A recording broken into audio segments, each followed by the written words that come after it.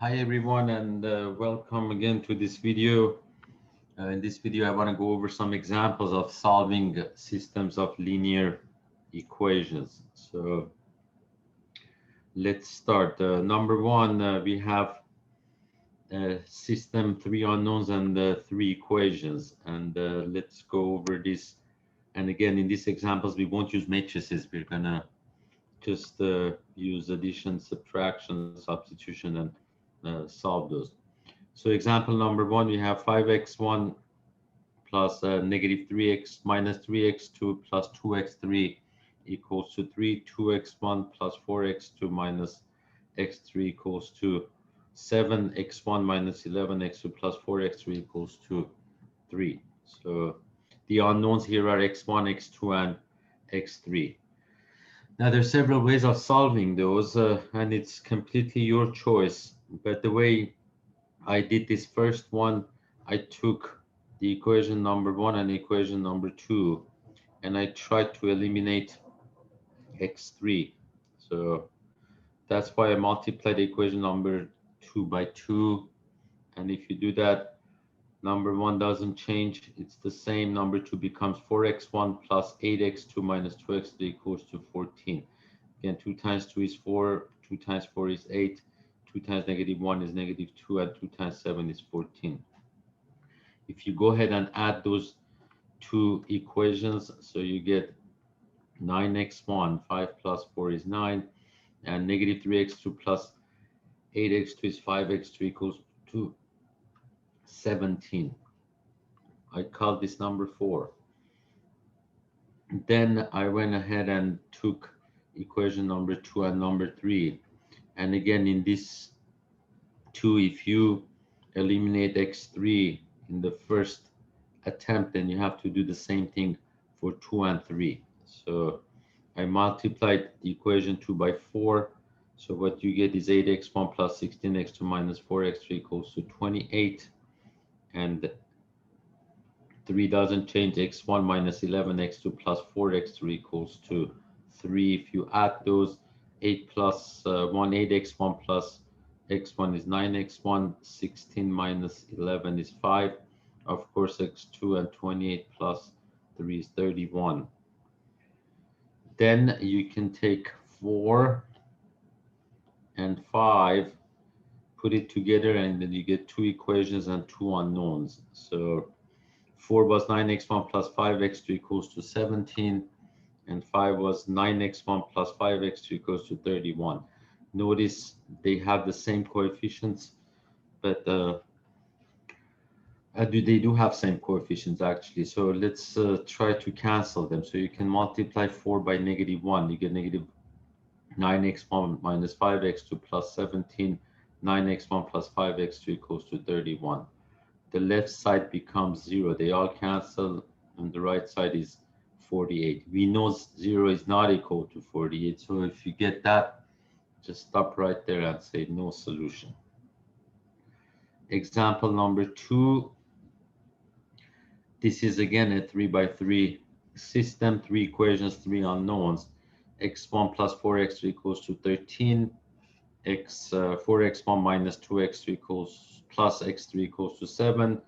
2x1 minus 2x2 minus 7x3 equals to negative 19. So I took, well, one thing, if you want to do this fast, you know that 1 doesn't have a term of x2. So the best thing to do is to take 2 and 3 and eliminate x2. So, and you'll see why. So to do that, you can multiply 3 by negative 1. So if you do that, 2 doesn't change, and 3, all the terms, they you can change the sign for all the signs for all the terms, and if you add them, you get 2x1 plus 8x3 equals to 26. So now the reason why I did that, because now I have an equation with x1 and x3. So I can just take number 4 and put it with number 1 and solve for x1 and x3. Let's see what we get. So number 1 is x1 plus 4x3 equals to 13. Number 4, we found that it's 2x1 plus 8x3 equals to 26. If you multiply number 1 by 2, you get 2x1 plus 8x3 equals to 26. These are the same equations. It's basically the same line. If we subtract them, both sides, we get 0. So when that happens, that means we're going to have infinitely many solutions. How you can write the solution? Take one of the variables to be the free variable. That means you assign a parameter to that variable. I took x3. So then you can go to number 1, and you know that x1 plus x3 equals to 13, and substitute x3 by t and solve for x1, you get negative 40 plus 13. After that, you can go to number 2 or number 3, and I went to number 2, which is right here, and we know that x1 was negative 40 plus 13 minus 2x2, and x3 was just t. Then what you can do is from here solve for x2. So you can just multiply combine like terms, isolate x2, and if you do that, I have all the steps for you here. So you can just follow this, and if you do that, you get negative 15 over 2t plus 45 over 2. So let's put all the solutions. x1 we got negative 40 plus 13, x2 we got negative 15 over 2t plus 45 over 2, and x3 we said that was t. Now for vector notation, please learn this because it's going to be very useful. You have x1, which is negative 40 plus 13, x2 is negative 15 over 2t plus 45 over 2, and x3 is just t. You can separate these the constant parts from the parts with, parts with t. So the first one, you just write negative 4t. Now you have negative 15 over 2t for this one, and here you have just t. So these are all the terms with t's. That means that, that, and that.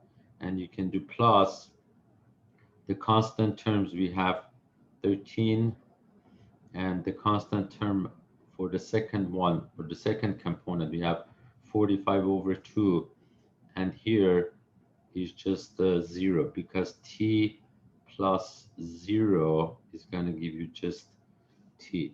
And you can factor out t from here. Later on, we'll see why we're writing it in this form, and we go over vectors.